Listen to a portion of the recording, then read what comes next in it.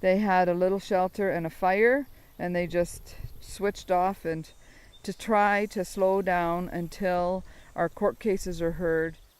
You see the circle there of grass, that's where Ken cleared that spot last winter for the helicopter. For the helicopters to land on the take fort. The dignitaries over, the chief and David Suzuki. Yeah, when David came, and it sure is sad. They took all that nice trees down on the riverbank, and I mean it'll grow back, but not in our lifetime. I mean we'll screen, but we'll have to get some tree planters out.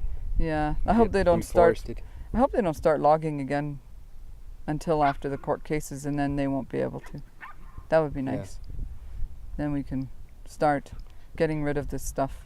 So we occupied that site. It was a collaboration between native and non-native people to protect this Class 1 heritage site, and we held off for 63 days, and then we failed because BC Hydro handed us an injunction. 6 of us were sued for $420 million. I myself am one of the named people in that lawsuit for feeding First Nations people and allowing them to fly the shacks from my property to the fort. And this SLAP suit is to create fear amongst the protesters, not to protest this thing because look what can happen, we will sue you for $420 million, which is, it's crap.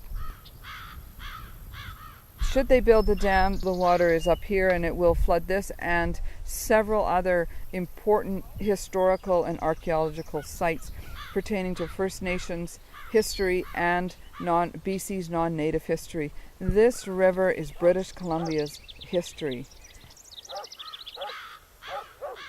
There's grave sites here, and if they flood them, there'll be First Nations people. And this happened with the W.A.C. Bennett Dam. They saw their ancestors going down the river because in coffins and whatnot from their sacred sites from the W.A.C. Bennett. And this will happen again. There are people buried all along this river because when they die, they bury them there to seed the trees and to go back to the earth. So it is a very sacred river to the First Nations people.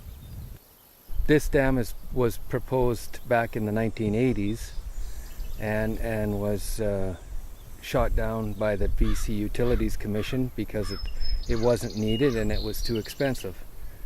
Now they're doing it, they're trying again, but now instead of going through the regulatory of the BCUC, they've excused it from that, having to get permission from the BCUC, and it's just a government decision now.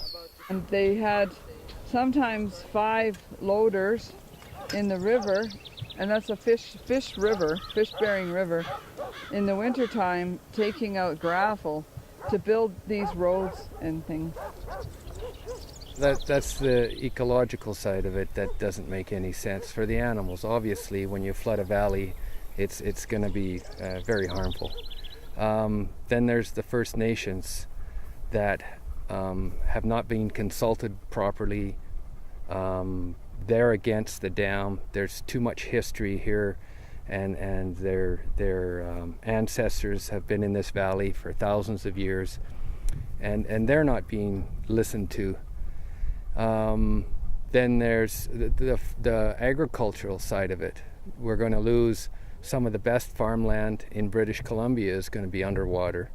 And there's, I believe is it 4,000 hectares of land that's going to be a farmland that's going to be flooded.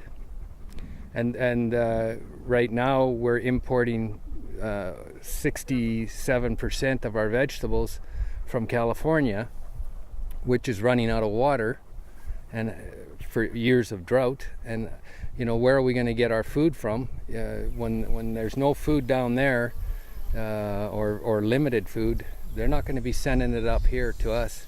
These cactuses aren't found anywhere north of Kamloops, British Columbia, which is a good 12 hours away from here.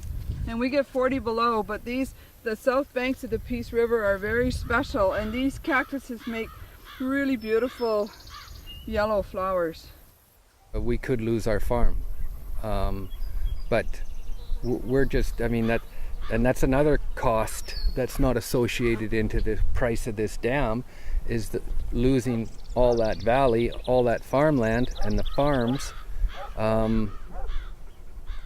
That there's a cost to that, you know, and that's not being added or talked about as part of the price of this dam, but there's the price of the loss of this farmland forever.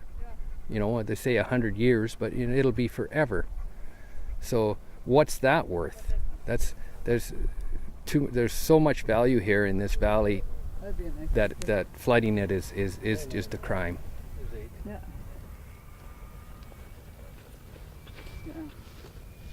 This reservoir will emit for 86 kilometers methane 365 days of year, 24/7 for as long as this reservoir is here. WAC Bennett Dam is doing that now, and so methane is 20 times more deadly than carbon to life, all life on Earth, and methane is the gas that Obama and Justin Trudeau said that they wanted to eliminate. So in 1970, Paul's family moved out and had a dairy 1 mile east of here, and this here land that we're on, his father purchased in the mid-70s. Mid-70s. And we used it for heifer pasture. And when we decided to sell the cows and quota in the late 90s, and because Paul's brother wanted to retire, then we were deciding where to build, and we decided to build here. And there was no buildings here. There was no road. There was nothing here, and so this is where we had planned to build this house and have raise horses and have a riding school and sell hay, and retire. Maybe that'd be nice. Anyway, we moved out here in 2002, and then in 2010, I think they announced the dam. Anyway, we've just been, everything's on hold. Like, it's not finished because we just wait to see. Yeah. Right? You don't want to keep spending money on something that you have to leave. So. Well, there's two thoughts, right? Either finish it, make it beautiful, and make them pay for it, but then that's a lot of work, right? And then, or leave it as it is. But yeah, so we've decided maybe we should just keep living, and even though they're building, you need to keep living and keep carrying on. But yeah, where we wanted to build an indoor riding school, it's behind the stability line as well. It's because it's up north of here. There's a potential that it could. It will within 2 years. They said on our one consultation with BC Hydro that within 2 years the house would slide into the reservoir, so it would be gone. But they're guessing. It could be here. In the 1980s, when they originally did it, or in the 1970s, the stability line took in that road.